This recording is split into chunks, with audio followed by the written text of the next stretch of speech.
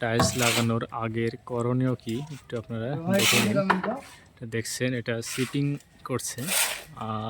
Tiles লাগানোর আগে যেখানে পলিথিন যে ঢালাই করা হয় সেই জায়গাগুলো অনেক পিচ্ছিল থাকে।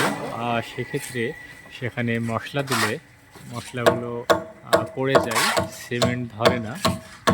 সেক্ষেত্রে টাইলসটাও ধরবে না।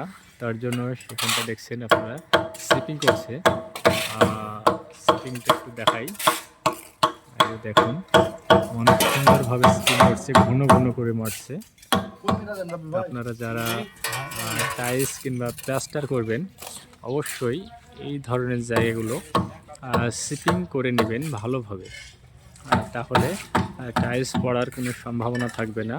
টাইলসটা দীর্ঘই মেয়াদি হবে, টিকসই হবে। সবাই ভালো থাকুন। এরকম সুন্দর সুন্দর ভিডিও পেতে আমার পেজটি আপনারা অবশ্যই সাবস্ক্রাইব করে সাথে থাকুন।